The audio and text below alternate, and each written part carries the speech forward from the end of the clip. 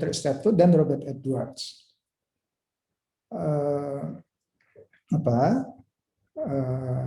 Tapi di awal-awal mereka si Steptoe sebagai ginekolognya, Robert Edwards sebagai biologisnya atau embryologisnya. Next slide. Nah ini, kalau kita lihat sejarahnya, bayi tabung itu sebetulnya risetnya itu dimulai sejak tahun 68. Namun keberhasilan kehamilan pertama itu baru terjadi tahun 78. Berarti mereka perlu waktu 10 tahun untuk mencapai keberhasilan. Dan atas jasa-jasanya tersebut, beliau itu dianugerahi penghargaan Nobel Prize. Ini penghargaan yang sangat bergengsi tentunya ya, di bidang kedokteran pada tahun 2010. Sebetulnya sudah cukup lama ya, dan bahkan agak terlambat nih penghargaan Nobel untuk Robert Edwards. Bahkan ini ketika mendapat penghargaan, beliau kondisi kesehatannya sudah jauh menurun ya. Dan tidak berapa lama setelah mendapat penghargaan Nobel, beliau berpulang. Nah ini peristiwa kelahiran bayi tabung pertama ya, 25 Juli 1978. Ini sangat mengagetkan ya, cukup menggemparkan ya pada saat itu di dunia kedokteran ya. Bahkan di awal-awal bayi tabung ini ada ya, itu banyak menimbulkan kontroversi di kalangan masyarakat, baik di kalangan ilmuwan, di kalangan agamawan, dan di masyarakat luas secara umum. Nah ini kalau kita lihat ini Prof. Edward. Nah ini ulang tahun ke-30 tahun 2008 ya. Nah ini bayi tabung pertama di dunia ini, Louis Brown ya. Nah ini pasiennya, ibunya si Louis Brown nih. Nah ini anaknya Louis Brown sendiri. Nah jadi di sini terbukti nih, mereka yang lahir dari bayi tabung itu tidak ada masalah dengan infertility-nya. Bahkan ini dia bisa melahirkan secara alami ya. Berarti sekarang si Louis Brown ini usianya sudah 43 tahun ya. Ini kan di tahun 2008. Nah kemudian, nah ini saya beruntung di tahun 2007 ketika ada scientific meeting ESRE, European Society of Human Reproduction and Embryology. Nah ini tempat kita berkiblat ya untuk perkembangan pengetahuan mengenai human reproduction dan embryology. Ini salah satu kiblat kita adalah ESRE. Nah dulu kita biasanya rutin tuh setahun sekali kita melakukan scientific meeting di negara-negara anggota ESRE ini. Nah ini kalau nggak salah dulu ini 2007 dilakukan di Prancis ya. Nah waktu itu beliau masih cukup sehat menghadiri meeting tersebut. Nah tadi sedikit banyak Dr. Edwin sudah memperkenalkan saya. Jadi saya berkiprah di bidang ART ini atau bayi tabung ini sudah cukup lama ya. Nah ini kalau dilihat ini waktu pertama kali saya berkecimpung itu berawal di Morula, Rumah Sakit Bunda. Nah Morula sekarang ini merupakan center bayi tabung terbesar di Indonesia ya. Nah ini dulu saya bergabung di awal-awal Morula berdiri. Nah ini kalau ada foto kenang-kenangannya. Nah ini dengan Dr. Rizal. Nah ini pendiri dari Rumah Sakit Bunda, pendiri Morula ya. Ini dengan ini teamwork kita waktu itu. Ini Dr. Indra Anwar. Beliau juga sekarang masih ada di Morula Bunda ya. Nah ini saya. Kemudian setelah kurang lebih 8 tahun berjalan di Morula, saya pindah ke Bandung. Nah, ini berawal di Klinik Aster di Rumah Sakit Hasan Sadikin. Nah, ini ada Dokter Nanang, Dokter Wiryawan, Prof. Tono, Prof. Dudi. Nah, ini juga waktu di RSAS, di Klinik Aster, ini juga kita bisa dibilang merintis dari awal, dari nol pasien. Jadi dengan pengalaman keberhasilan di Morula, ini juga kita mencoba men-set up lab di Aster, di RSAS, dan tidak berapa lama kemudian kita juga mendapatkan keberhasilan, ya, dan sampai sekarang klinik Aster masih berjalan dengan baik, ya. Nah, kemudian dari klinik Aster mulai tahun 2013 kita merancang untuk mendirikan BFC ini, Bandung Fertility Center di Rumah Sakit Limiati. Nah, ini juga kita rancang dari nol pasien. Jadi kita merencanakan, merancang, dan alhamdulillah di BFC juga tidak berapa lama kita mulai, kita sudah mendapatkan keberhasilan kehamilan. Dan bahkan sekarang di Bandung, Bandung Fertility Center, ya bisa dibilang ya sudah established, ya, untuk menjalankan program bayi tabung. Nah, apa sih yang terjadi atau apa sih yang dimaksud dengan bayi tabung itu sendiri? Nah, ini saya akan coba jelaskan the art of making babies, ya. Art di sini maksudnya ART, ya, Assisted Reproductive Technology. Jadi kita mendapatkan bantuan teknologi untuk menghasilkan kehamilan.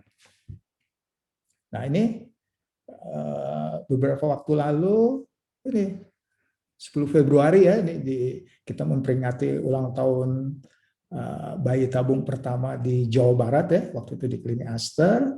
Ini Farel. Ini kemarin kita IG live nih bersama Prof. Tono di IG. Prof. Tono memperingati khusus nih kelahiran Farel, karena itu 10 Februari kemarin, 4 hari yang lalu, ya. Nah, itu Farel sekarang sudah usia 15 tahun, ya. Nah, ini embrionya nih waktu ditanam nih hari ketiga 8 sel, ya. Nah, ini waktu ulang tahun keberapa nih, ya? Beberapa tahun lalu, sekarang sudah mau masuk SMA, ya. Nah, sedangkan di BFC sendiri itu bayi tabung kita, ya, keberhasilan kelahiran pertamanya itu 8 September 2014. Jadi, ya, beberapa saat setelah kita running, bersyukur kita bisa langsung mendapatkan keberhasilan. Nah, jadi secara global, bayi tabung ini sudah menjadi prosedur rutin, ya. Jadi Bapak Ibu tidak perlu khawatir, dan angka keberhasilannya juga sudah baik, ya. Dan sudah berjuta-juta bayi yang lahir lewat prosedur bayi tabung. Ya, mungkin kalau di Indonesia memang belum terlalu banyak, ya, tapi dengan perkembangan teknologi, perkembangan ekonomi, ini bayi tabung menjadi salah satu alternatif untuk program kehamilan di Indonesia juga tentunya.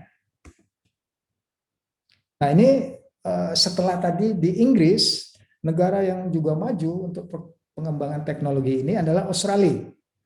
Jadi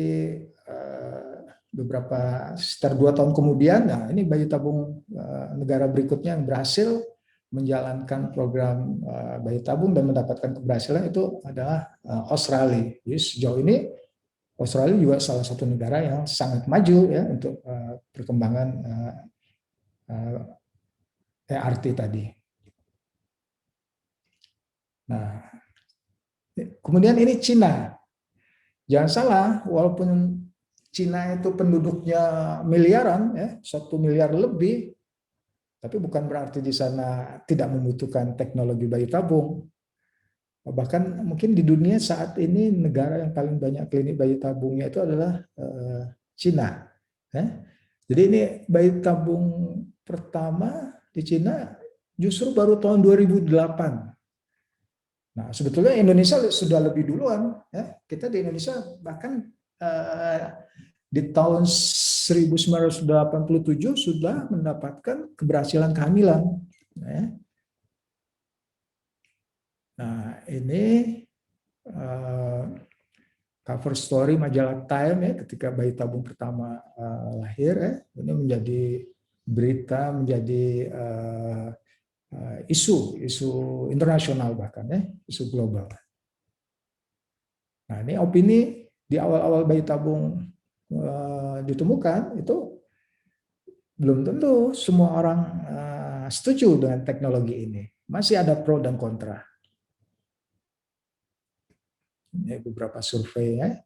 Namun ke belakang itu makin banyak negara yang mengadopsi teknologi ini dan menjadi prosedur yang rutin, bahkan menjadi salah satu solusi untuk mengatasi problem demografi negara tersebut.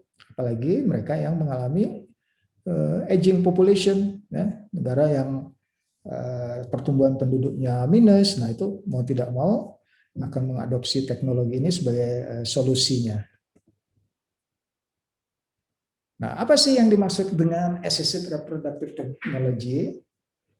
Nah, jadi ciri khasnya itu kita sebut dia sebagai teknologi reproduksi berbantu. Nah, apabila ada intervensi untuk proses pengambilan oosit dan terjadi proses pembuahan secara in vitro.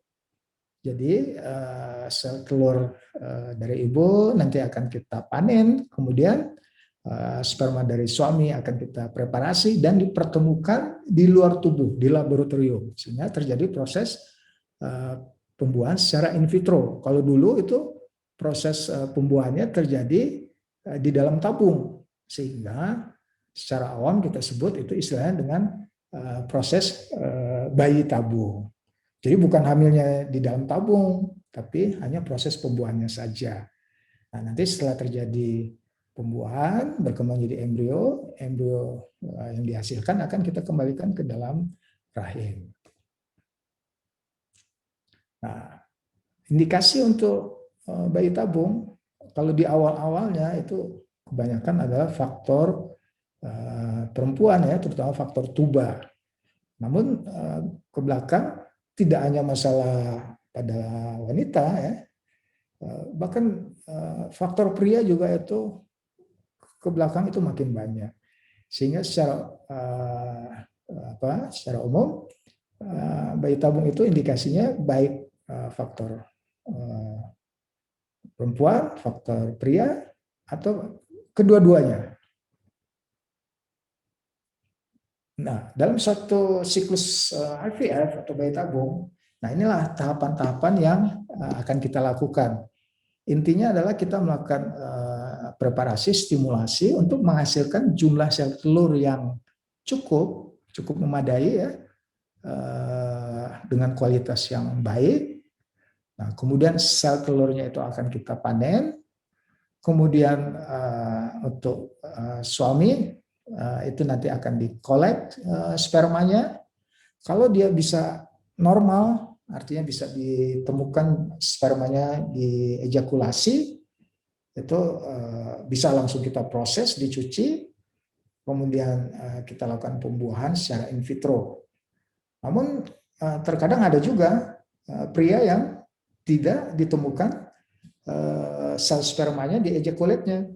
Nah, itu Bapak Ibu tidak perlu putus asa ya.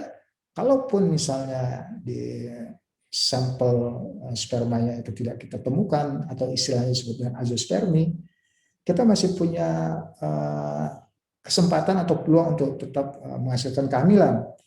Nah, nanti untuk suami kita akan periksa, kalau perlu nanti dilakukan operasi ya, di mana nanti kita akan coba temukan si sperma itu dari testis. Nah, biasanya itu disebut dengan tindakan TSE, testicular sperm extraction. Nah, dari situ nanti kita akan lakukan pembuahan secara in vitro juga. Nah, kemudian setelah didapatkan embrionya dikembalikan dengan proses embryo transfer. Nah, secara umum kurang lebih seperti itu. Nah, tentu untuk mengkondisikan atau mendapatkan kondisi dinding rahim yang lebih optimal, lebih ideal, itu dilakukan support fase luteal. Nah, setelah itu kita dapatkan kehamilan. Nah, kalau sudah dapat kehamilan, kesananya itu hamilnya sama saja dengan kehamilan secara alami. Nah, ini kalau kita lihat secara diagram ya, kurang lebih prosedur bayi tabung itu seperti ini. Nah, ini tahap pengambilan sel telur atau ovum pickup ya. Nah, ini menggunakan jarum khusus ya. Ini di guiding dengan USG transvaginal ya. Nah, jadi kalau Ibu biasanya kalau di USG kan dapat ini ya biasa print out tuh selembar kertas ada gambar bulat hitam. Nah, ini yang disebut dengan follicle. Jadi ini bukan sel telur. Nah, sel telur itu ada di dalam follicle-nya. Jadi waktu dipanen, nah ini cairan follicle-nya akan kita sedot. Nah, diharapkan nanti sel-sel follicle-nya akan kolaps dan sel telurnya ikut terbawa. Jadi satu persatu ini akan dipanen, akan disedot. Ya. Nah, kemudian cairan follicle tersebut akan ditampung di dalam tabung. Selanjutnya, isi dari tabung ini dicek di bawah mikroskop. Nah, kalau didapatkan sel telur di bawah mikroskop akan terlihat seperti ini. Kemudian cairannya ini akan dicuci, dibersihkan, kemudian disimpan di dalam inkubator, siap untuk dibuahi. Nah, ini proses pengambilannya ya di klinik ya. Ini dilakukan di OK ya. Dengan standar kamar operasi, tentunya supaya tidak sakit, pasien akan dibius total ya. Nah, ini suasana di ruangan untuk proses panen sel telur atau ovum pickup. Nah, ini kalau kita perhatikan ini ruang OPU ya. Nah, di sebelahnya ini ada jendela khusus ya. Nah, di balik jendela ini, nah inilah terletak lab embryology. Jadi sebelah-sebelahan ya supaya proses OPU-nya bisa berlangsung dengan cepat.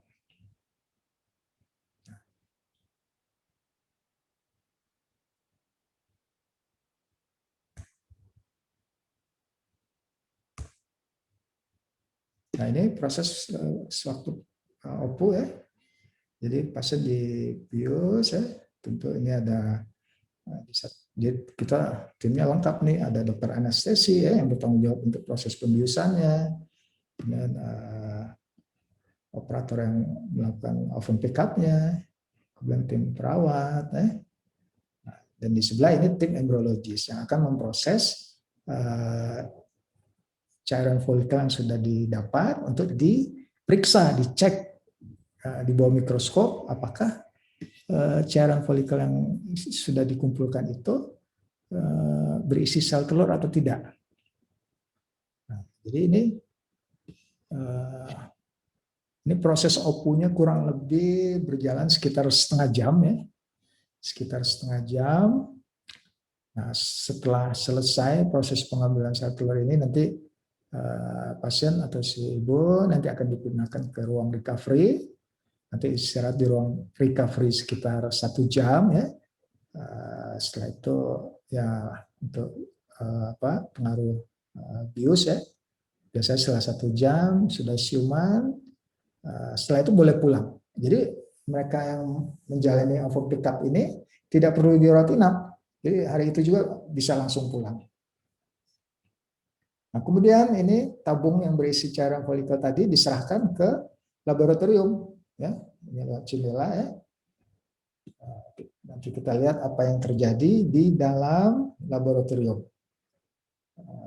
Ini meja pemanas ya, jadi sampelnya juga ini. Nah, kalau kita lihat di sini, nah ini proses akan dicek ya si apanya ini cairan folikelnya dicek dua mikroskop. Nah, ini ada heating block ya. Jadi kita pastikan bahwasannya temperatur yang di tempat penyimpanan sel telur itu selalu dalam kondisi yang ideal, yaitu di temperatur 37 derajat Celcius. Nah, ini kita akan periksa satu persatu, diperiksa di bawah mikroskop. Nah, ini cairan folikelnya kadang berwarna merah ya, ada dengan transparan kuningnya. Satu persatu dibersihkan. Nah, ini di proses yang terjadi di lab embryology ini. Nah, ini kan Bapak Ibu bertanya-tanya nih, gimana sih atau apa sih yang terjadi? Nah, ini istilahnya ini dapurnya nih, dapurnya jadi dari suatu klinik IVF ya ini lab embryology ini. Bapak Ibu bisa lihat isi dapur kita seperti apa ya. Nah, ini secara rata-rata normalnya itu kita bisa dapatkan 8 sampai 10 oosit ya. Sebetulnya untuk mendapatkan kehamilan yang bagus itu idealnya sekitar 14-15 oosit. Nah, juga proses open pikat ya.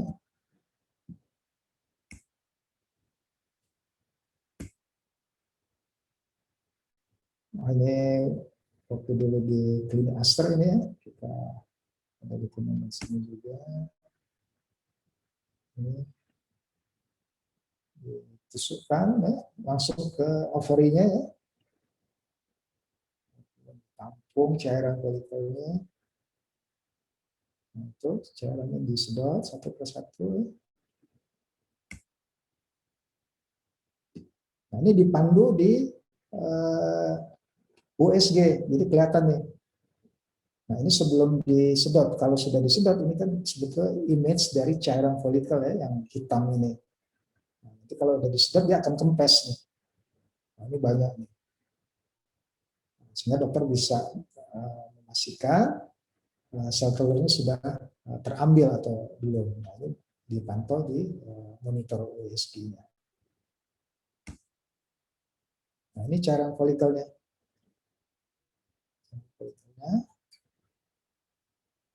Satu persatu ya.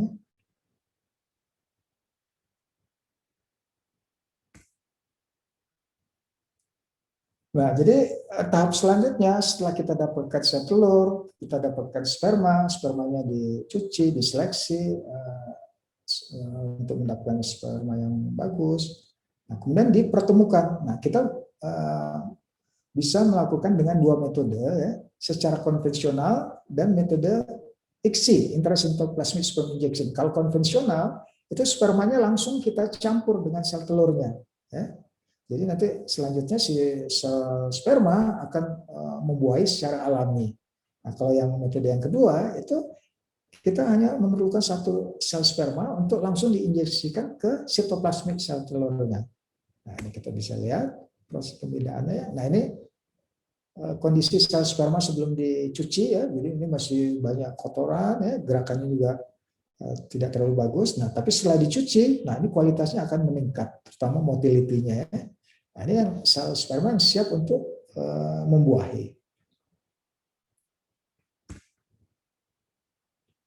Nah, ini proses secara konvensional ya. Ini satu sel telur ditetesi satu tetes sperm ya. Tentu syaratnya kalau kita ingin melakukan secara konvensional itu jumlah spermanya harus bagus ya, banyak. Jadi standarnya untuk sperma yang normal atau sedikit di bawah normal. Namun untuk hari ini sebagian besar atau bisa dibilang hampir semuanya itu kita lakukan dengan metode ICSI ya, intracytoplasmic sperm injection. Itu semata-mata untuk menjamin keberhasilan fertilisasinya kita dapatkan dengan angka yang memuaskan. Nah, setelah dicampur, nah ini diinkubasi, disimpan di dalam inkubator. Nah, ini. Jadi kalau kita lihat di bawah mikroskop, ini sel telurnya masih dikelilingi oleh sel-sel kumulus. Jadi sel telur itu ukurannya jauh lebih besar. Bayangkan ini sel telur, ya, spermanya itu yang ini, titik-titik kecil nih. Titik-titik kecil yang jumlahnya ribuan nih. Dia akan nyerbu sih ke sel telurnya. Jadi, makanya kenapa kualitasnya harus bagus, karena dia harus bertempur nih si spermanya untuk menembus membuahi si. Jadi banyak halangan yang harus dilalui oleh sel sperma untuk dapat membuahi sel telur. Jadi perjuangan sperma sangat berat memang. Nah ini sel telur yang siap untuk membuahi atau kita sebut sel telur yang kompeten ya. Jadi itu sel telur yang sudah matang. Itu ditandai dengan sudah munculnya polar body pertama. Nah ini metode yang kedua. Ini metode yang disebut ICSI, intracytoplasmic sperm injection. Nah tentu kita pertama harus melakukan setup injeksinya ya, pipet injeksi dan pipet holdingnya ya. Nah ini betul-betul dilakukan dengan tingkat presisi yang sangat tinggi ya. Jadi ini memang kita memerlukan teknologi tinggi, peralatan canggih ya. Kita perlu peralatan yang presisi. Nah ini bisa dibilang computerized ini injeksi untuk holding joystick untuk mengendalikan si injeksi pipet dan holding pipet sehingga kita bisa melakukannya secara presisi. Nah, apa yang terjadi waktu kalau kita lihat di bawah mikroskop ya.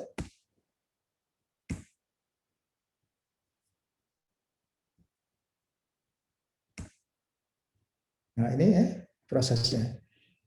Nah, ini file waktu masih di Aster ya. Nah, ini satu sel sperma langsung diinjeksikan ke sitoplasmi sel telurnya. Ya. Bayangkan ini diameter dari ujung injeksi pipetnya itu sangat halus, bahkan lebih halus dari ujung rambut ibu. Ya, diameternya itu hanya sekitar 5 mikron. Nah, ini dilakukan di bawah mikroskop dengan perbesaran hingga 200 kali. Jadi betul-betul pekerjaan yang sangat presisi. Nah, ini satu sel sperma langsung diinjeksikan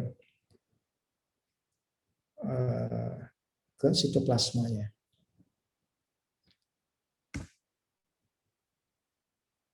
Tentu Bapak Ibu berpikir apakah kalau kita injeksikan itu sel telurnya bisa rusak? Nah, secara awam mungkin kita berpikir, wah, dulu juga orang tidak menyangka kita bisa melakukan metode ini. Tapi ternyata memang sel telur itu unik ya.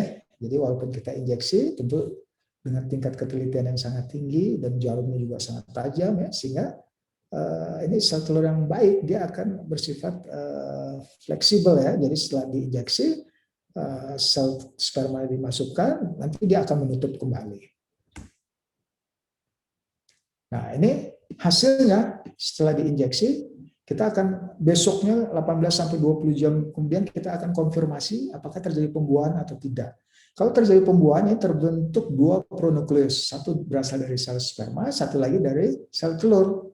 Nah, jadi fertilisasi yang normal itu harus ada 2 pronukleus ini.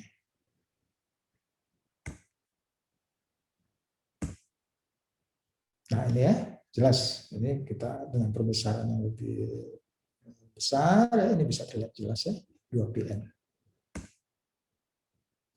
Kemudian apa yang terjadi? Perkembangan embrio selanjutnya ya. Nah ini, hari pertama, kedua, ketiga, ya, dari 1 sel, 2 sel, 3 sel, 4 sel, 5 sel, hari ketiga 8 sel, hari keempat lebih banyak lagi, ini yang kita sebut tahap morula ya. Kemudian dia mulai menyatu, compacting, kemudian memadat compacted, bahkan hari kelima sudah berdiferensiasi menjadi yang kita sebut blastosis ya. Nah, kemudian setelah jadi blastosis, mulai hari kelima ke atas dia akan membesar, expanding, akhirnya dia akan hatching, netes, jadi kayak telur ayam aja itu. Dia akan pecah, retak, kemudian netes atau kita sebut hatching. Nah, jadi sebelum terjadi implantasi, nah ini harus terjadi proses hatching. Biasanya itu secara sempurna proses implantasi itu terjadi hari ke-7 ke-8 ya. Nah, jadi setelah kita dapatkan embrio yang bagus ini, kemudian kita seleksi, nah biasanya Bapak Ibu kemudian kita panggil tuh, kita ajak diskusi untuk memastikan berapa jumlah embrio yang akan kita transfer. Tentu kita akan melakukan embrio transfer ya. Jadi proses embrio transfer ini merupakan finishingnya nih. Setelah perjalanan yang panjang tadi ya, nah, tahap akhirnya itu adalah proses embrio transfer. Nah, ini masih yang tadi embrio development-nya sama ya. Morula, blastosis, ini excellent blastosis ya. Nah, jadi final step dari proses bayi tabung itu adalah proses embrio transfer. Nah, ini prosesnya singkat 5-10 menit dan tidak sakit, jadi ibu tidak akan dibius ya. Kemudian embrio transfer. Nah, biasanya sebelum dilakukan embrio transfer, si embrio itu kita preparasi dulu, kita rendam di cairan yang mengandung secara awam kita sebut embrio glue ya, semacam lem. Nah, itu untuk mempermudah supaya embrionya nanti bisa nempel ya. Nah, jadi untuk memperbesar peluang kehamilan. Nah, ini proses embrio transfernya lewat vagina ya, lewat cervix ya, dimasukkan langsung ke dalam rahim ibu ya. Nah, kemudian setelah nah ini prosesnya ya. Nah, ini cervix ya. Jadi ini harus dilakukan secara hati-hati ya. Jadi emang ini paradoks ya. Di awal kita semua proses bayi tabung ini dilakukan dengan teknologi canggih ya. Namun di tahap akhir itu proses embrio transfer itu betul-betul dilakukan secara manual. Jadi betul-betul kita bergantung kepada keterampilan si operatornya nih. Nah, jadi memang untuk ini, untuk melakukan embrio transfer ini tentu harus banyak pengalaman ya, jam terbang ya. Nah, ini harus banyak. Nah ini lewat kateter langsung dimasukkan ke dalam rahimnya.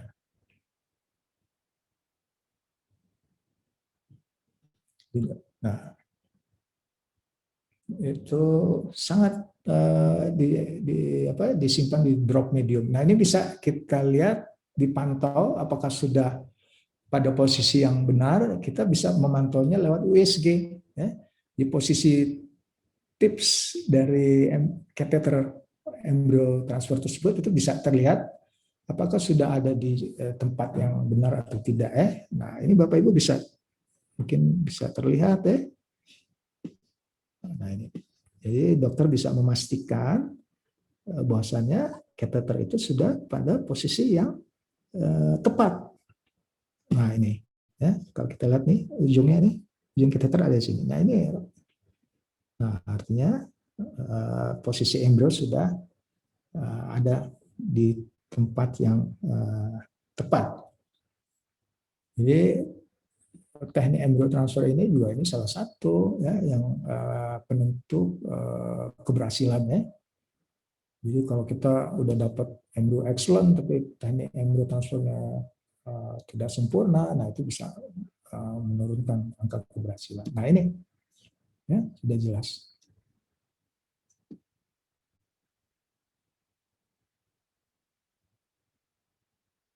Nah, tahap selanjutnya apa yang terjadi setelah embrio ada di dalam rahim? Nah, itu kan misal di hari kelima tahap blastosis. Nah, embrio itu tidak langsung nempel, tidak langsung implantasi.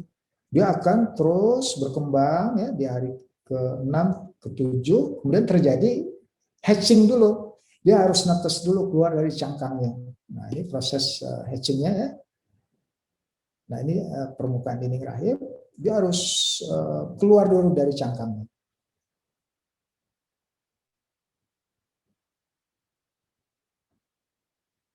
Nah, baru kalau dia berhasil hatching, tahap akhirnya itu baru ini proses implantasi. Jadi tidak hanya sekedar menempel, tapi dia harus tertanam. Ya, si embrio itu harus tertanam di dinding rahim itu. Jadi seperti tanaman itu akarnya masuk ke dalam tanah. Nah, justru ini kegagalan kehamilan itu banyak disebabkan ini proses kegagalan implantasi ini. Ya. Nah, ini justru yang paling krusial tahap akhir. Ini yang menentukan apakah program Bapak Ibu berhasil, tergantung apakah si embrio itu bisa berhasil implantasi atau tidak. Nah, hasilnya apakah terjadi kehamilan atau tidak itu diketahui di hari ke-16. D0-nya dihitung dari hari ovum pick up. Tentunya kalau dicek nih di hari ke-16, Ibu bangun pagi-pagi sekali, dicek urinnya ya, diambil, kemudian menggunakan test pack. Nah, ini akan terlihat dua garis tebal seperti ini. Ya. Maka istilahnya Bapak Ibu kita sebut sebagai pejuang dua garis. Gimana cara bisa mendapatkan dua garis ini? Yang menandakan sudah terjadi kehamilan.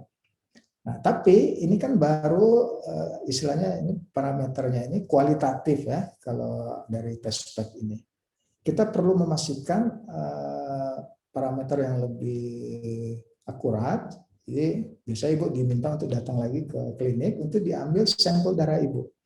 Nah, nanti kita akan mendapatkan hasil yang bersifat kuantitatif. Jadi keluar angkanya, level beta HCG-nya.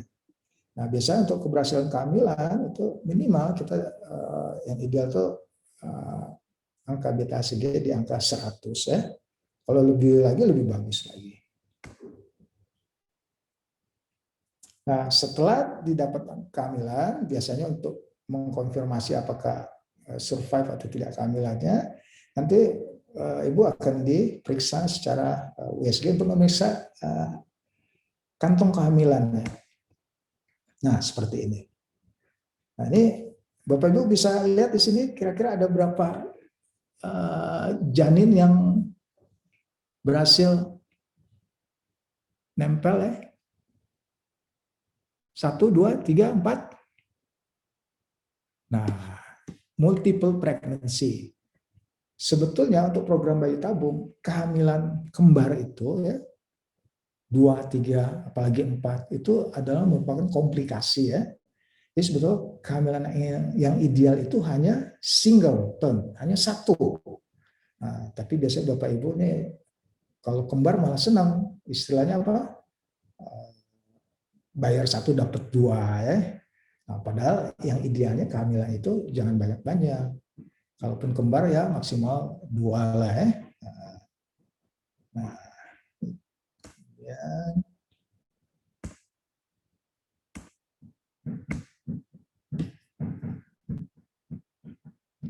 Nah, ini yang tadi nih, ternyata kembar 4 ya. 2 perempuan, 2 laki. Oh, ini dulu waktu peristiwa di Aster ya, beberapa puluh tahun lalu ya. Nah, jadi intinya gini, poinnya itu. Untuk mendapatkan kehamilan, jadi tentu Bapak Ibu kan datang ke BFC, klinik bayi tabung. Targetnya itu kan untuk apa? Hamil.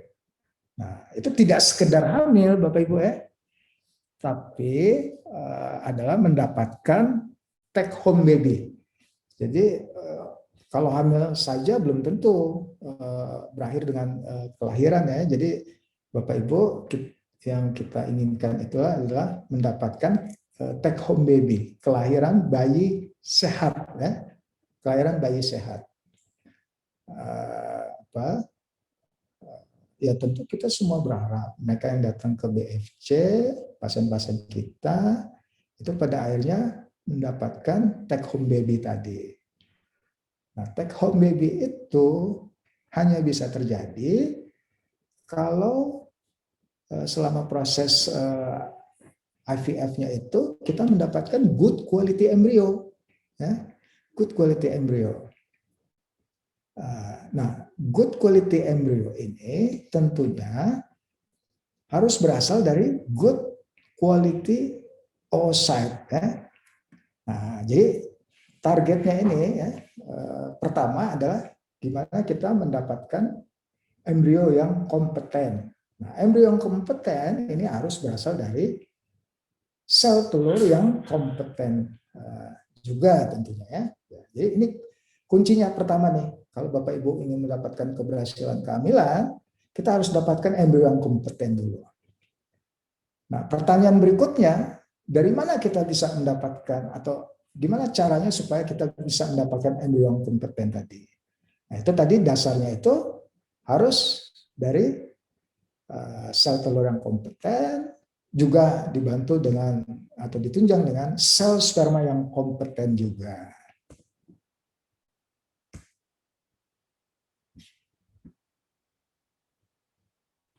Nah, kemudian tadi kan Bapak Ibu ditanam embrionya mungkin 1 atau 2, paling banyak 3. Tapi kalau misalnya embrionya bisa 10, nah sisa embrionya bagaimana nasibnya? Nah itu nanti akan kita bukukan, simpan buku embrio.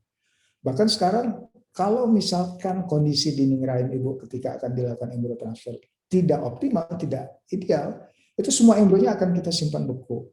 Dan Bapak Ibu tidak perlu khawatir, kita sekarang sudah menguasai teknologi simpan buku yang sangat baik ya.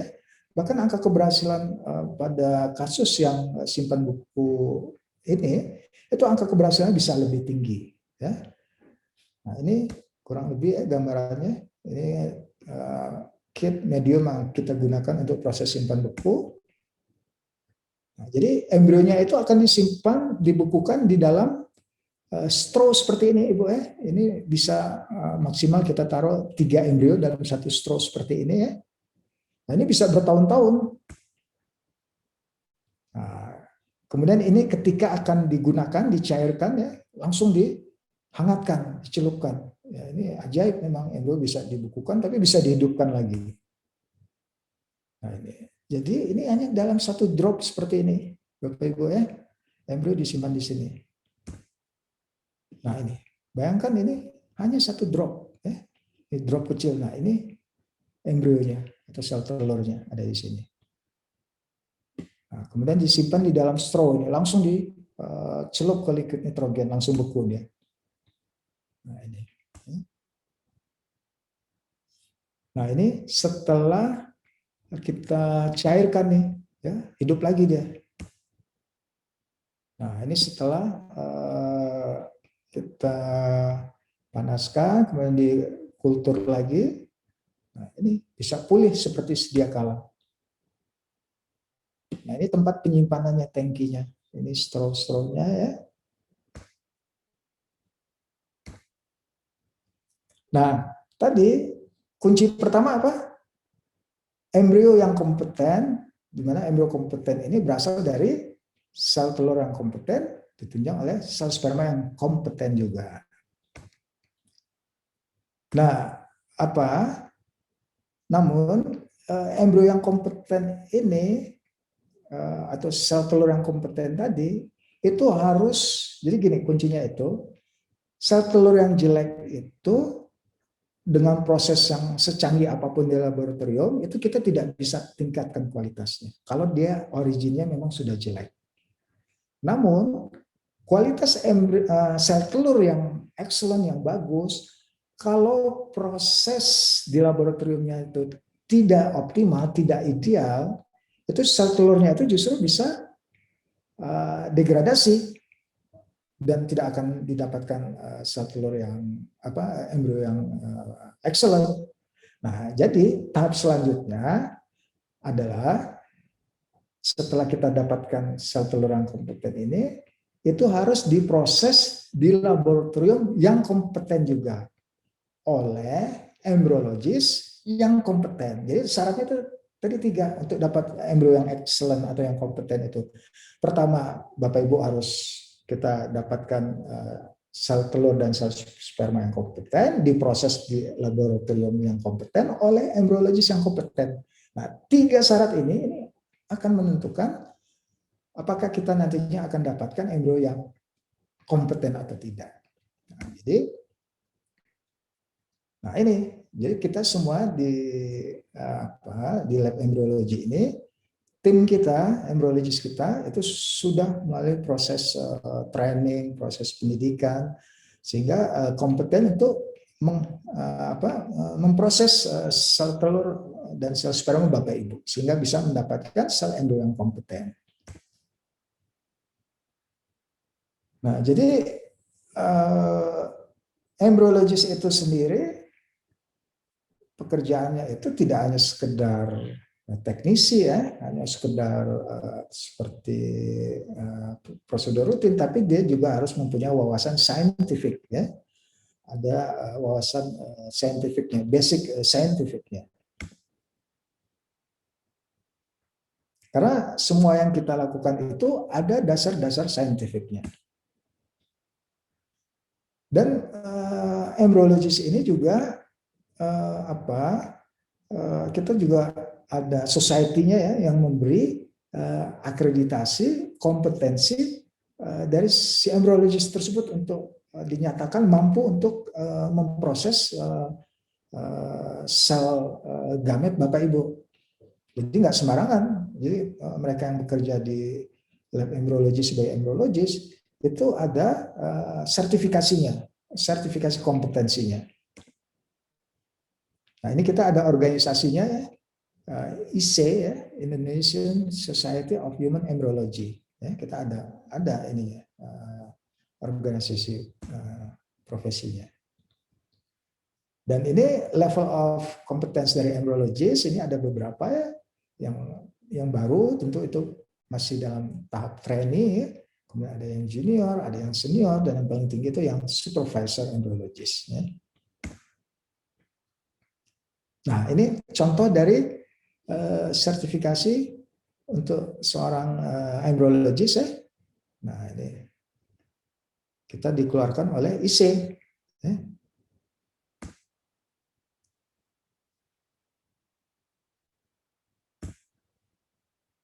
Nah, jadi tidak hanya embriologisnya, kliniknya pun itu mengalami proses sertifikasi ya. Jadi kita juga ini ada tim dari Kementerian Kesehatan yang melakukan visitasi, melakukan akreditasi dari klinik, satu klinik bayi tabung ya. Nah tadi setelah OSIT yang kompeten, embriologis yang kompeten, nah tentu juga diperlukan laboratorium yang kompeten. Nah ini, jadi nggak sembarangan, laboratoriumnya pun didesain secara khusus ya. Nah ini yang terutama yang kita perhatikan sangat-sangat penting adalah quality dari udara di laboratorium embriologi tersebut. Ya. Dan kita juga melakukan quality control yang ketat ya, untuk memastikan kualitas di laboratorium itu terukur. Nah ini tentu desain laboratorium itu didesain menurut kepentingan tujuan dari kita bangun si klinik itu ya. Jadi betul-betul itu flow pasiennya, flow pekerjaannya itu kita desain sesuai kebutuhan kita. Jadi nggak sembarangan. Nah bersyukur kita di BFC ini kita membangun klinik ini, membangun laboratoriumnya itu betul-betul dari nol ya, sehingga kita bisa mengatur sesuai dengan keinginan kita. Nah ini waktu awal-awal BFC berdiri ya, ketika baru selesai dan baru mulai start ya, ini kita sempat dikunjungi oleh salah satu ini embriologis dari Australia ya, ini Gardner, ini terkenal nih kalau di dunia IVF ya. Beliau yang mendesain medium IVF yang banyak digunakan di seluruh dunia ya, si Gardner.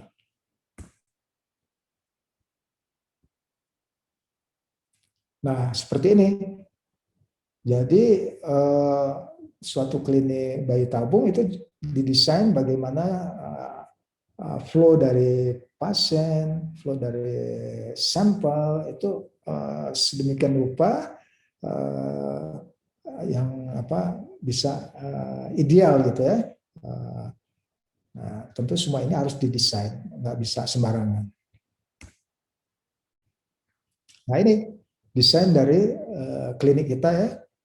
Kalau kita lihat di sini, lab embryologi itu ada di paling ujung ya, paling tersembunyi. Nah, ini maksudnya apa? Maksudnya supaya kita pastikan lingkungan di laboratorium embryologi itu betul-betul lingkungan yang paling terjaga ya. Mungkin ibaratnya kayak posisi ini aja, kayak posisi rahim di dalam tubuh perempuan kan itu yang paling tersembunyi, yang paling terjaga ya.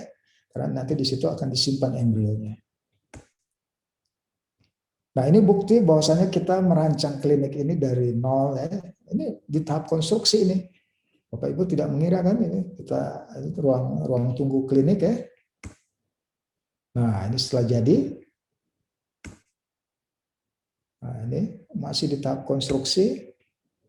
Nah, ini sudah rapi ya. Kemudian nah, ini ruang OK, ini laboratorium IVF-nya. Ini memang dirancang di awal itu harus bersebelah-sebelahan antara ruang OPU dengan ruang laboratorium embryologi supaya waktu kita handling si oosit dan embrionya itu tidak terlalu lama ya, bisa secepat mungkin kita proses. Nah, ini setelah jadi ini sebelah ini ruang OK-nya, di sebelah sini ruang lab embryologinya. Nah, kemudian tidak hanya laboratoriumnya, sistem kulturnya pun ini kita pastikan itu betul-betul melindungi dari si sel telur dan sel embrionya. Ya.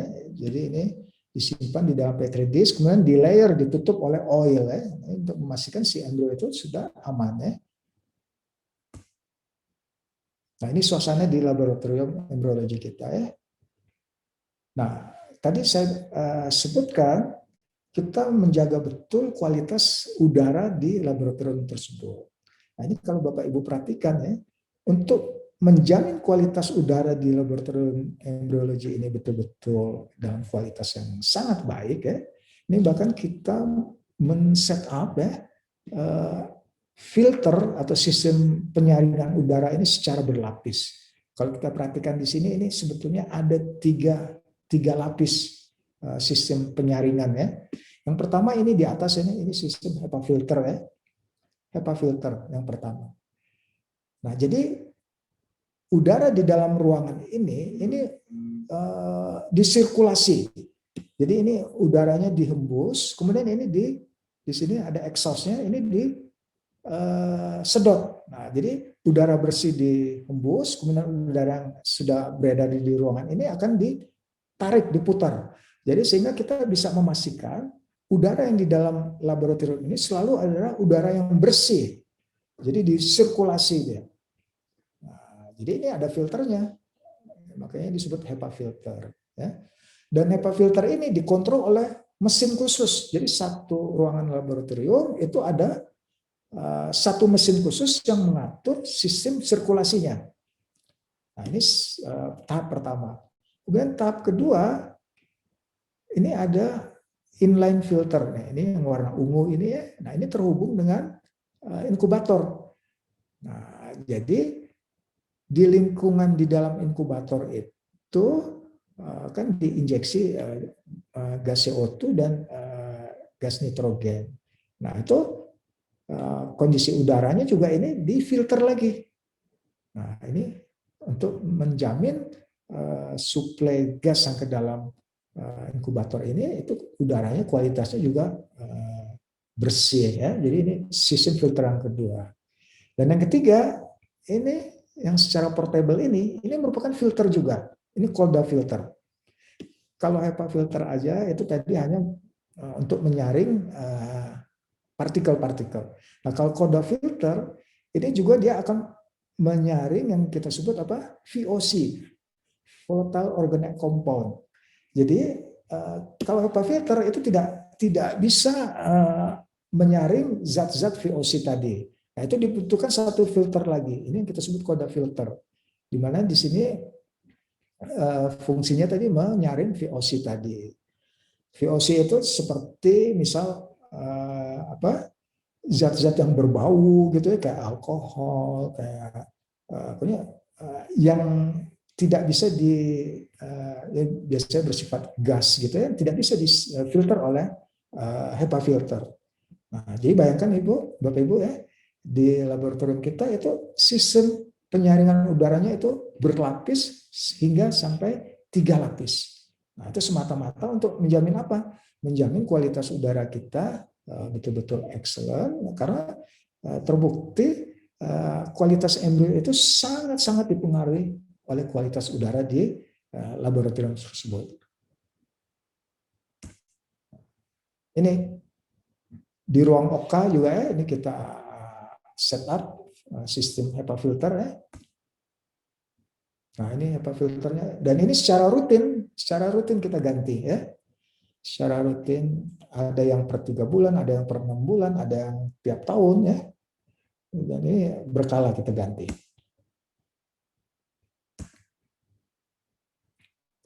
Nah, ini Bapak Ibu mungkin tidak menyangka ya, ini sistem ruang tata udaranya ini di bagian atapnya ya.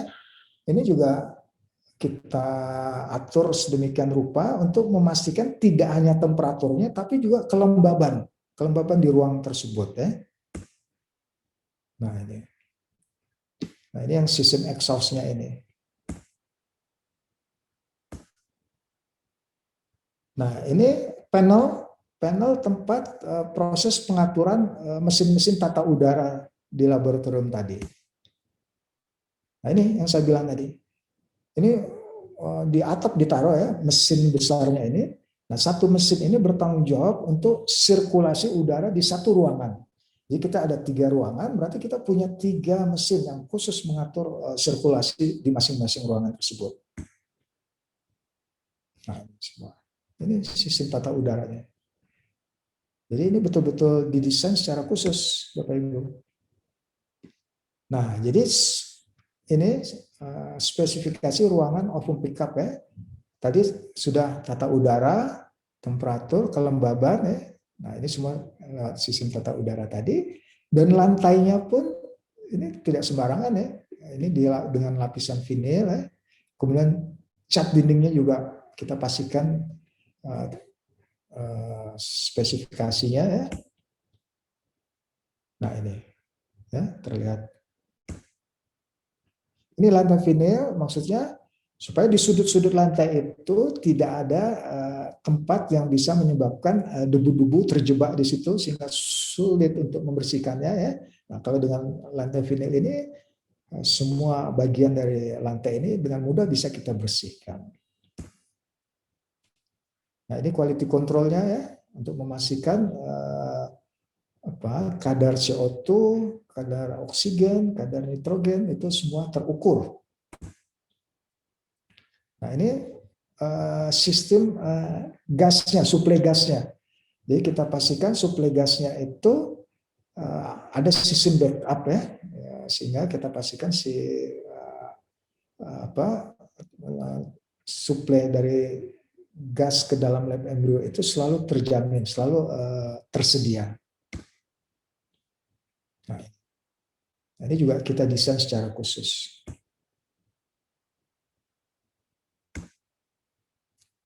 Nah, jadi kalau kita sudah bisa memastikan OSIT yang kompeten, dikerjakan oleh embryologis yang kompeten, dengan kondisi laboratorium yang kompeten, nah itu kita harapkan ya dengan semua itu sudah dipenuhi, kita akan dapatkan embrio yang kompeten. Di mana embrio yang kompeten ini, nah inilah yang akan memperbesar peluang untuk Bapak Ibu mendapatkan kehamilan. Nah, inilah hasilnya ya. dari embrio yang kompeten itu kita akan bisa mendapatkan take home baby. Ya. Nah, ini contoh-contoh keberhasilan yang sudah kita dapatkan. Semua berawal dari embrio ini tadi ya. Nah, mungkin ini kita sudah sampai di akhir presentasi Bapak Ibu. Dr. Edwin. Baik, terima kasih Pak Haris untuk presentasinya yang luar biasa. Jadi kita semua tahu betapa rumitnya proses bayi tabung, namun tim kami sudah ya BFC merancangnya dengan begitu teliti sehingga diharapkan hasil yang didapatkan itu setimpal atau ya sudah semaksimal mungkin ya dari segi fasilitas lab bayi tabungnya. Baik, oke, mungkin sekarang kita akan masuk ke sesi pertanyaan ya. Ada beberapa pertanyaan yang sudah masuk ke saya, ke moderator. Namun mungkin beberapa pertanyaannya ternyata menanyakan soal klinis, jadi saya jawab dulu mungkin ya. Pertama ada pertanyaan dari Ibu Magdalena, apakah di BFC ada fasilitas untuk IMSI? Ini Pak Haris nih pertanyaannya. Apakah kita ada IMSI Pak Haris untuk intracytoplasmic morphology selected sperm injection? IMSI itu sebenarnya prinsipnya tidak berbeda dengan ICSI. Cuma untuk IMSI ini kita bisa memperbesar ukuran spermanya. Jadi kita bisa memilih sperma dengan lebih detail. Nah, untuk di BFC sendiri, kebetulan kita sejauh ini belum difasilitasi dengan sampai mikroskop IMSI. Namun sebetulnya biasanya kan kita kalau mengadopsi suatu teknologi baru itu tentu kita pelajari apakah teknologi tersebut memang bermakna untuk mendapatkan angka keberhasilan yang lebih baik atau tidak. Itu selalu kita pertimbangkan cost benefitnya. Ya sebetulnya kalau target kita untuk mendapatkan keberhasilan itu intinya sebetulnya ketika kita akan melakukan embrio transfer, asalkan kita dapatkan embrio atau blastosis yang excellent ya at least 1 atau 2 itu angka keberhasilannya sudah cukup tinggi ya. Jadi tidak ada jaminan juga kalau misalkan di proses suatu IMSI itu akan meningkatkan keberhasilan, itu sejauh yang saya tahu sih tidak seperti itu ya. Sehingga juga makanya kenapa apakah harus kita kejar sampai ke IMSI itu belum tentu juga ya. Mungkin demikian Dok jawaban dari saya. Pak Haris. Pertanyaan selanjutnya masih dari Ibu Magdalena juga, apakah di BFC bisa dilakukan PGS atau pre-implantation genetic screening kalau bagi yang lain? Nah, PGS itu juga suatu opsional ya. Jadi tujuan dari PGS itu memang untuk melakukan screening terhadap embrio yang kita dapatkan. Itu juga salah satu metode untuk yang istilahnya itu perkembangan teknologi terbaru juga dari RT ya. Untuk di BFC sendiri sejauh ini kita juga belum sampai ke pengerjaan PGS itu tadi. Lagi-lagi pertimbangannya, kalau kita ingin mengadopsi suatu teknologi yang baru, itu semua kita lihat cost benefitnya. Jadi bukan berarti semua pasien yang kita PGS akan mendapatkan angka keberhasilan yang karena istilahnya kita bisa mendapatkan keberhasilan tanpa mengeluarkan cost yang lebih tinggi lagi gitu loh. Jadi karena kalau kita kan nanti Bapak Ibu kalau menerapkan PGS ini juga biayanya kan bisa berlipat-lipat. Nah, jadi belum tentu kalau kita misal udah bayar PGS, bayar ini, tapi nggak ambil juga. Nah, itu kan jadi berlipat-lipat ya. Jadi Bapak Ibu harus kritis juga ya. Jadi bukan berarti kalau semakin mahal, semakin teknologi makin canggih, angka kehamilan pasti akan lebih tinggi. Nah, jadi kita lihat-lihat juga. Nah, untuk BFC sendiri sampai sejauh ini itu juga kita belum mengembangkan teknik PGS ini. Mungkin demikian jawaban dari saya. Baik, Pak Haris.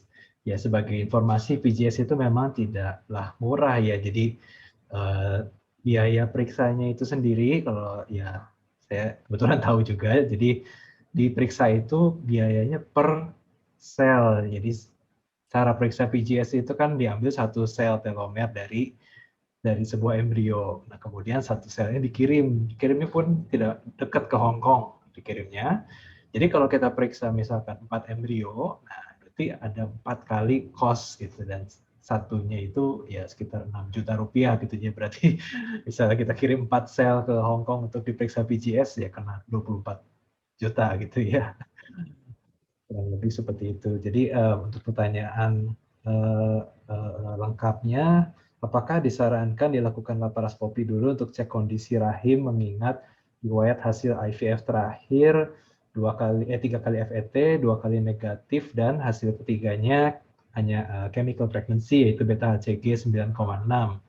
Baik Bu Magdalena, jadi kalau boleh saya sarankan, tergantung Bu. Jadi kalau misalkan diduga penyebab dari tidak berhasilnya FET itu karena ada kondisi lain, misalkan ada peradangan yang diduga mungkin bisa, atau misalkan ada endometriosis yang dicurigai, ya tentu ada manfaatnya kalau dilakukan laparoskopi terlebih dahulu. Tapi kalau penyebabnya dikatakan kualitas embrio, nah itu beda lagi ceritanya. Itu mungkin ada peran dari, ya bisa jadi dari kualitas telur maupun dari sperma. Kalau kualitas telur biasanya sih kalau ada kurang bagus tuh bisa kita dapati pada kondisi PCOS ya. Kemudian kalau untuk sperma sendiri ya tentunya perlu dicek dulu. Yang bisa kita cek adalah tes fragmentasi DNA sperma. Gitu ya Bu, kurang lebih.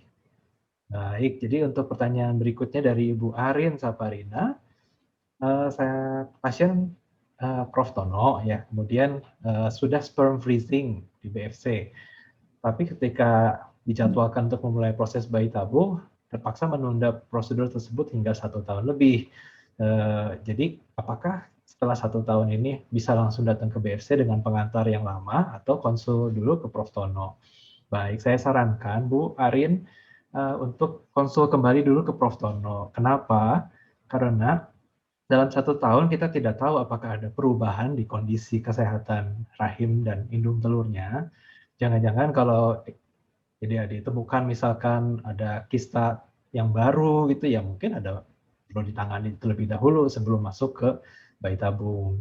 Seperti itu kurang lebih ya, atau misalkan mungkin ada polip yang membuat kita tidak bisa menanam embrio, ya itu juga ditangani dulu.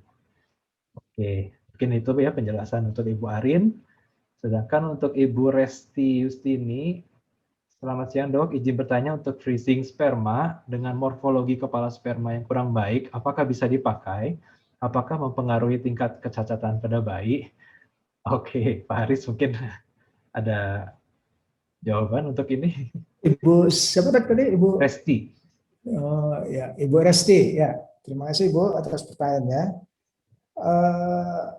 Jadi Bapak Ibu sekalian, sebelum Bapak Ibu tidak perlu terlalu khawatir dengan masalah sperma ya, karena dengan bantuan teknologi itu proses pembuahan tadi sudah saya jelaskan dengan metode ICSI tadi ya, intracytoplasmic sperm injection. Jadi sebetulnya kita hanya memerlukan 1 sel sperma untuk terjadinya proses pembuahan.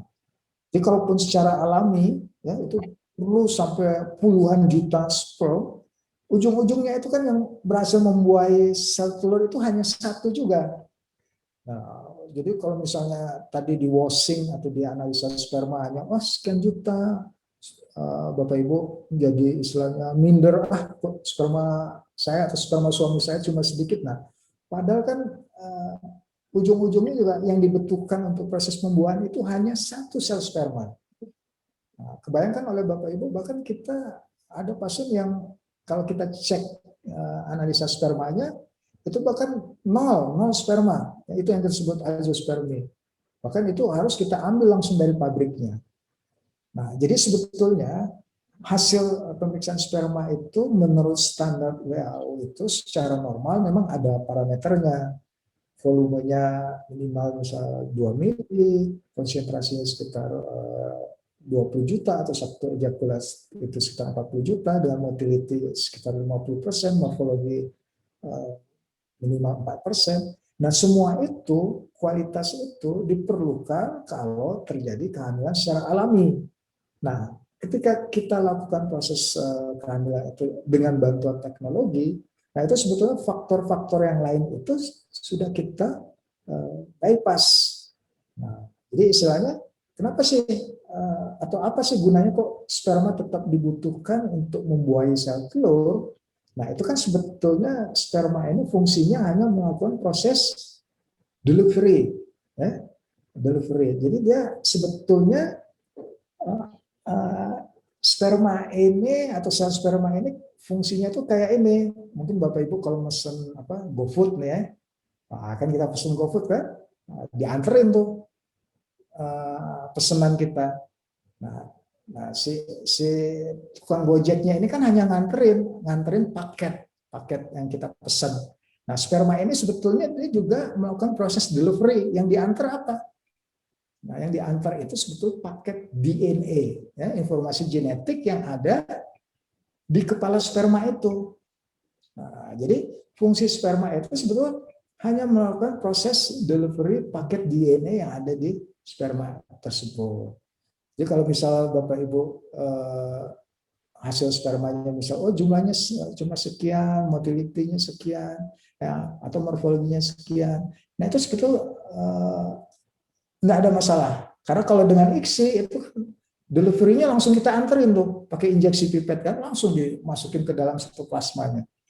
Jadi istilah walaupun misalkan ya tentunya kan kalau ada sel sperma yang kita temukan, kita proses, kita cuci, tentu waktu kita melakukan ICSI tadi itu kita pilih yang betul-betul ideal, ya, morfologinya itu kepala lehernya lengkap, bentuknya oval, ada akrosomnya. Nah, diharapkan itu paket DNA-nya bagus, ya. Nah, itu yang dimasukkan. Nah, kalau dengan metode IMSI, nah itu milihnya mungkin bisa lebih ini lagi, lebih teliti lagi, ya. Jadi ya itu poinnya tadi, mau OAT atau jumlahnya sedikit, Bapak Ibu tidak perlu khawatir, ya, dengan bantuan teknologi itu kita sudah terbukti kok pasien-pasien kita banyak tuh yang kasarnya kualitas spermanya ya pas-pasan kan, tapi berhasil kok dapat kehamilan. Jadi justru itulah gunanya teknologi bayi tabung, membantu mereka yang dengan keterbatasan itu bisa tetap menghasilkan kehamilan yang baik. Begitu, Dok. Mungkin istilahnya kalau morfologi kepalanya kurang baik itu ibaratnya aerodinamisnya kurang bagus ya. Nah, sehingga berenangnya ke arah telur itu mungkin jadi nggak lurus gitu ya. Nah, tadi kan tergambar tuh, ya. Jadi tantangan si sperma ini mulai dikeluarkan kalau secara alami nih, mulai dikeluarkan di vagina, ya, dia harus menembus lendir serviks, masuk ke rahim, mengejar sel telur yang ada di tubuh. Mungkin ibaratnya kalau manusia itu, ya, itu jaraknya mungkin dari Jakarta ke Bandung tuh, dia harus nyari sel telurnya. Terus disuruh nyari sel telur, alamatnya juga nggak tahu. Wah, udah nyasar kemana tuh. Nah, nanti kan udah ketemu sel telurnya, tadi terlihat kan ukuran sel telur itu jauh lebih besar dari ukuran sperma. Nah, itu kan harus ditembus lagi. Nah, jadi berlapis-lapis pertahanan dari sel telur itu untuk bisa ditembus oleh sperma. Nah, terakhir morfologi yang bagus itu, dia itu kan kalau secara alami dia harus melakukan reaksi akrosom. Jadi si sel sperma ini ibaratnya dia harus berlabuh di permukaan sel telur itu. Ibaratnya mungkin kalau kapal itu, ya, itu kayak berlabuh di pelabuhan, itu ada sistem dockingnya. Nah, morfologi yang bagus itu menyebabkan dia mendaratnya bisa mulus gitu. Kalau morfologinya nggak bagus, dia nggak akan bisa merapat ke pelabuhannya itu. Nah, makanya itu kenapa kok kalau morfologi nggak bagus itu susah dapat pembuahan. Nah, tapi kalau dengan bayi tabung kita kan nggak usah berlabuh lagi, langsung dicemplungin, dimasukin ke sitoplasmanya. Jadi morfologi yang istilahnya tidak normal pun itu bukan berarti DNA tidak normal, belum tentu. Gitu. Jadi periksanya beda ya Pak, untuk ya, DNA itu kita betul. cek fragmentasi DNA sperma ya. Nah, betul. Oke. Ya. Baik, mungkin mudah-mudahan bisa menjawab Bu Resti tadi. Baik, pertanyaan berikutnya nih dari Ibu Tesya. Saya IVF di BFC tahun 2017, tapi belum berhasil. Embrionya luruh pada saat mens, tapi masih ada freezing sisa 4 embrio, 4 buah di BFC. Kira-kira sampai maksimal berapa lama ya bisa disimpan tetap di frozen? Saya Nah, izin ini share screen juga nih. eh, Ada hal yang cukup menarik. Nah, jadi ini saya share artikel bahwa seorang wanita melahirkan dari embrio yang sudah dibekukan 24 tahun. Jadi wanita ini sendiri umurnya 25 tahun. Iya, jadi dia bilang bahwa this embryo and I could have been best friends. Sepertinya kalau ini dalam proses yang alami, mungkin saja kita malah jadi teman baik, bukan jadi ibu dan anak ya. Jadi artinya ini sudah dibekukan lebih dari 24 tahun dan ternyata baik-baik saja begitu ya. Ada komentar Pak Haris? ya betul. Jadi memang sperm embrio ini bisa berpuluh tahun ya. Jadi Bapak Ibu tidak perlu khawatir ya. Jadi tentu kalau embrio ini kalau untuk digunakan oleh Bapak Ibu sendiri ya, ya tentu itu batasnya adalah usia reproduktif dari ibu sendiri ya. Kecuali kalau mau didonorin, wah bisa puluhan tahun itu masih masih bisa kita pakai ya. Dan berita baiknya juga ya, sebetulnya dengan teknik simpan beku ini kita bisa menyiapkan lebih baik kondisi dinding rahim ibu ya. Justru ke belakang ini kita sudah banyak menerapkan metode freeze all ini ya, Dokter Edwin ya, angka Ya kembar betul Pak Haris. menjanjikan ya, lebih baik. Demikian. Terima kasih Pak Haris. Mudah-mudahan menjawab pertanyaannya ya Bu Tesya. Nah, berikutnya dari Pak Septian Eko bertanya, saya OAT ya. Bagi yang lain kalau tidak familiar, ini adalah oligoastenoteratospermia. Artinya ada kekurangan jumlah maupun pergerakan yang baik dan juga morfologi atau bentuk. Ya, setelah di washing 1,8 juta jumlahnya. Apakah bisa didapat sperma yang menghasilkan embrio yang bagus? Apa yang harus saya lakukan agar sperma bisa lebih baik ya, jadi menghasilkan embrio yang bagus? Baiklah. Jadi sekarang ini sebenarnya kalau kita ikuti tren ya, masalah infertilitas itu memang meningkat jauh ya, tahun demi tahun semakin meningkat di mana-mana. Kalau dalam pasien wanita kita paling sering menjumpai kekurangan kualitas telur itu pada pasien-pasien PCOS ya, atau polycystic ovarian syndrome. Nah, ternyata polycystic ovarian syndrome itu banyak yang bilang kan ini penyakit genetik atau penyakit yang ya itu terima dari sananya atau kurang matahari bagaimana gitu. Tapi ternyata intinya ini sebenarnya sebuah spektrum penyakit yang kalau di perempuan ya bentuknya jadi PCOS, tapi kalau di laki-laki bisa jadi dalam bentuk ini, OAT ini, atau kualitas sperma yang turun. Nah, spektrum penyakit ini berasal dari sebuah sindrom yang namanya sindrom metabolik. Sindrom metabolik itu adalah akibat dari pola makan yang kurang tepat ya. Jadi begini, ketika tubuh kita berfungsi dengan normal, itu ada hormon yang dicurahkan, diproduksi, dan juga ada masa-masanya dia harus di-clearance atau dibersihkan dari tubuh. Nah, ketika kita pola makan itu tidak oke, gitu, artinya kita makan terus-menerus dalam satu hari, ya, jadi makan pagi, disambung dengan snack, disambung makan siang, disambung bubble tea, disambung makan malam, disambung lagi nanti malamnya snack lagi karena nonton film Korea. Nah, itu akibatnya adalah ternyata ada hormon yang namanya insulin itu tidak turun-turun di badan kita sehingga terjadi namanya resistensi insulin dan itu ditandai dengan perut kita yang semakin lama semakin besar dan diameter perut yang lebih besar dari setengah tinggi badan kita ya, catat ya, dari ketika diameter perut kita lebih dari setengah tinggi badan, ya itu bisa dikira-kira tuh kita punya namanya metabolic syndrome, yang kalau di perempuan wujudnya itu mensnya tidak teratur, kualitas sel telur turun, dan di USG bentuknya PCOS. Tapi ternyata Faris, kalau di laki-laki itu OAT. di sperma, iya betul. Jadi kelainan sperma itu ternyata akibat dari penurunan testosteron yang diakibatkan dari sindrom metabolik itu. Nah, bagaimana tadi pertanyaannya, apakah bisa membaik si spermanya? Ya mau tidak mau kita harus terapi akarnya. Demikian juga dengan PCOS ya. Jadi mungkin tadi ada pertanyaan juga yang kualitas embrio, apa yang bisa meningkatkan si kualitas embrio itu sendiri adalah dengan menterapi si sindrom metabolik itu. Kalau di PCOS kita kan suka dikasih metformin, itu tujuannya untuk membuat yang tadi insulin resistance itu berkurang ya, supaya sensitif lagi insulinnya. Tapi sebenarnya ada metode lagi yang jauh lebih lebih manjur, dan itu bisa diterapkan saat ini juga gitu, mulai hari ini juga, yaitu adalah fasting atau puasa. Puasa dalam arti bukan ibadah ya, tapi dalam arti mengurangi waktu kita makan dalam satu hari. Jadi ketika kita bisa mengurangi jumlah makan, minimal kembalikan dulu ke 3 kali sehari gitu, tanpa snack, tanpa ngemil, tanpa bubble tea. Itu akan udah lumayan menolong gitu.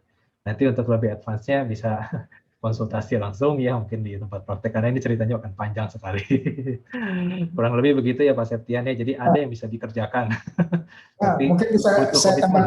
saya tambahkan juga dok Ya, sedikit. silakan Faris. Nah, jadi ini untuk Bapak Ibu juga ya, ya mungkin ini khusus untuk Bapak ya. Jadi memang lifestyle itu sangat penting diperbaiki. Jadi kalau Bapak Ibu mau masuk program, ya sebaiknya dari awal itu lifestyle-nya diperbaiki. Itu seperti tadi Dokter Edwin cerita ya, untuk mengontrol berat badan aja itu yang paling banyak nih kasusnya kan. baik yang laki, baik perempuan itu kadang jadi problem kan. Nah itu kan dari ya itu pola makan itu tadi. Dan banyak lagi sih istilah lifestyle ini yang kelihatannya sepele tapi berdampak signifikan. Nah, mungkin kalau tadi sudah disebut salah satunya pola makan ya. Ini juga apa? Mungkin yang sering juga nih saya suka perhatikan ya, bapak-bapak nih kalau bawa ini tiap hari kan pasti megang handphone ya.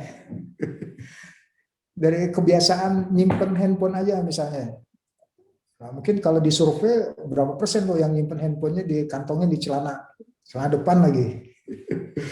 Yang istilahnya ya berdempetan sama testis kan. Nah, itu kan sepertinya sepele itu. Tapi kalau tiap hari testis kita terpapar sama radiasi dari handphone itu merusak tuh. Itu udah banyak tuh ininya penelitiannya udah ada publish jurnalnya. Nah itu kan sepertinya sepele ya, tapi itu signifikan. Nah saya sering ingatin tuh bapak-bapak ya, yang mereka yang mau program, saya tanya aja, bapak kalau nyimpen handphone biasa di mana? Oh, banyak yang masih nyimpen di kantong. Nah kemudian juga ya itu apa? Nah kalau yang ya sebetulnya kalau saya kan pembandingnya dengan yang azoospermia ini ya. Sebetulnya kalau kita masih bisa dapat dari ejakulat itu istilah kalau kita buat grade-grade-nya mereka yang masih ada sel spermanya di ejakulat itu istilah masih harus bersyukur tuh. Nggak perlu dioperasi kan. Kita masih bisa dapetin spermanya. Kalau yang lain kan yang nggak ada spermanya, waduh harus berjuang lagi. Nah ini sudah ada di ejakulatnya, tapi kadang kan kadang-kadang si ibu bilang, aduh ini suami saya kok spermanya nggak bagus ya, ini cuma segini. taruhlah misal cuma 10 juta misalnya kan. Kalau dibandingin yang azoosperma kan walaupun 10 juta kan sebenarnya udah bagus kan. Bisa kita gunakan untuk ICSI. Tapi kan kadang pasien bilang, wah pengennya standarnya tuh yang normal WHO yang jumlah sekian, wah atau kalau itu baru.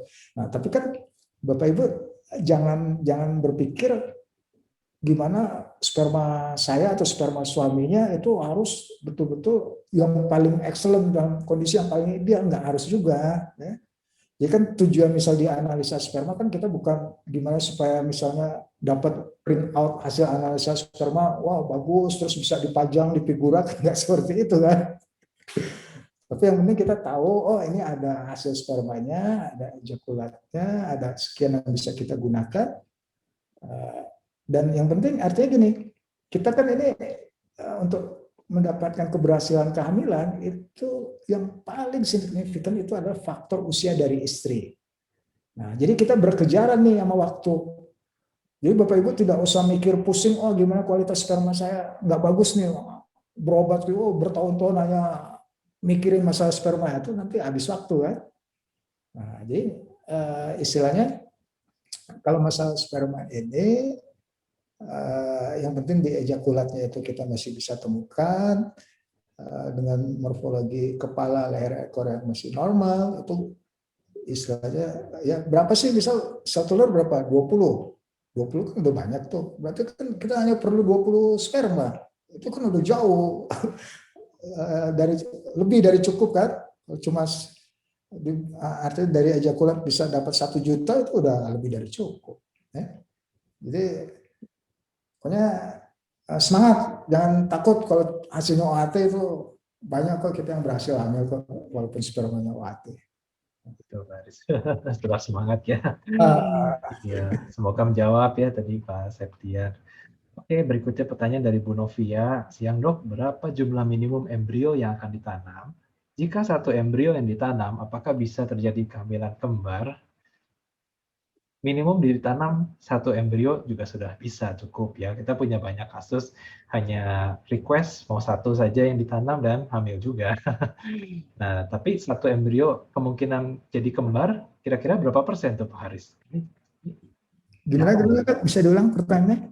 Kalau hanya tanam satu embrio, berapa kira-kira peluang terjadinya kembar? Peluang kembar?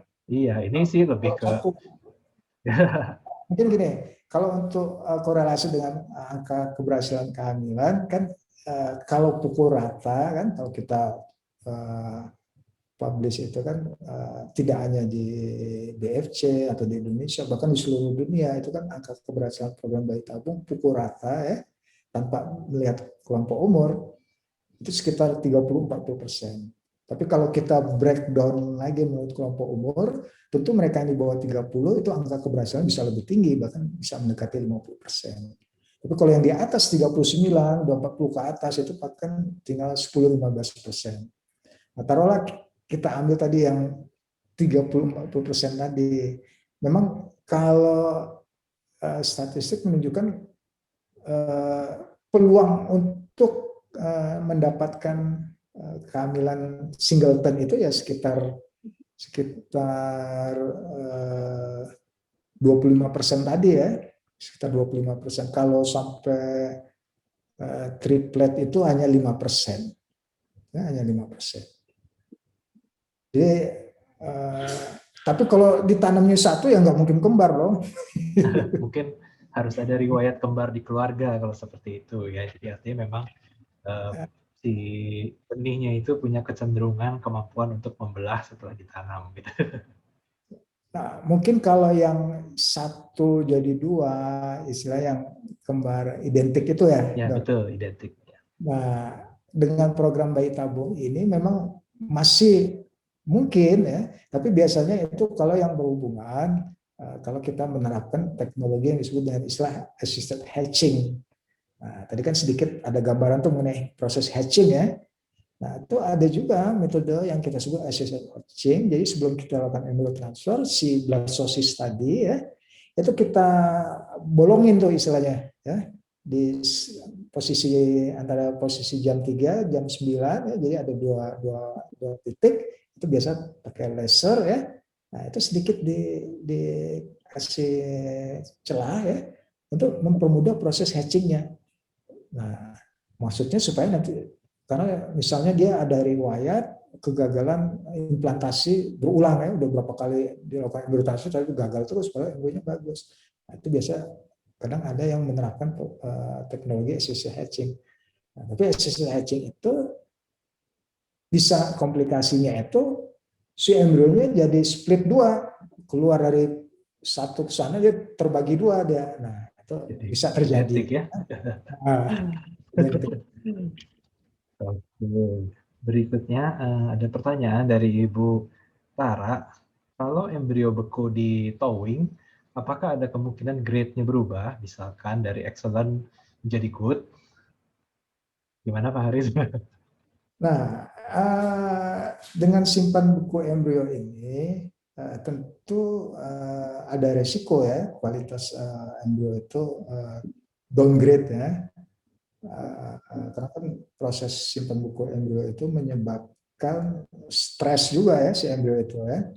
Tapi ini kalau biasanya sih ya, kualitas embrio pasca towing itu ditentukan oleh kualitas embrio originnya, asalnya. Jadi kalau dia awalnya excellent, biasanya setelah ditowing juga itu tetap excellent. Jadi istilahnya kualitas embrio yang excellent itu survival rate-nya dia sangat tinggi. Apalagi kita sekarang sudah menerapkan metode vitrifikasi ya. Survival rate vitrifikasi ini 90% lebih ya. Jadi Bapak Ibu tidak perlu khawatir ya.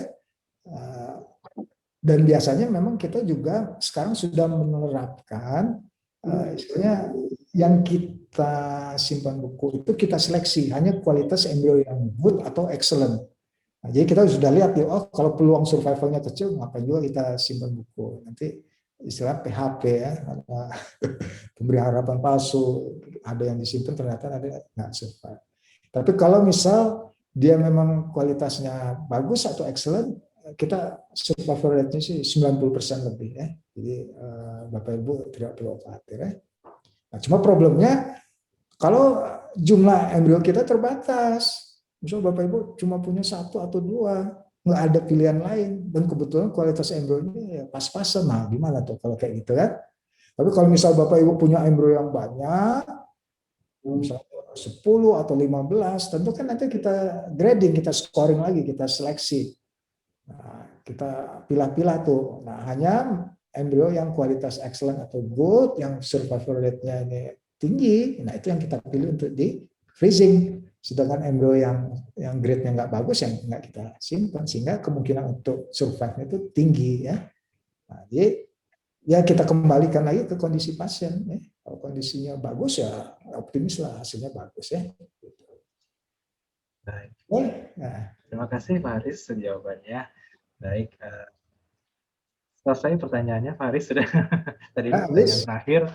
Iya, jadi terima kasih bagi para peserta webinar sudah mengikuti dari awal sampai akhir, dan kita ingatkan kembali bagi yang ingin berkonsultasi dengan tim dokter kami, tadi sudah di-share di kolom chat jadwal dan juga nama-nama dokter yang bisa dikonsultasikan ya untuk mengikuti bayi tabung. Kemudian ini juga saya share screen, ada QR code yang bisa di-scan, atau ini isinya link dari Linktree ini, yaitu bisa ada berisi informasi mengenai sosmed kita maupun juga WA untuk bertanya ataupun bikin perjanjian.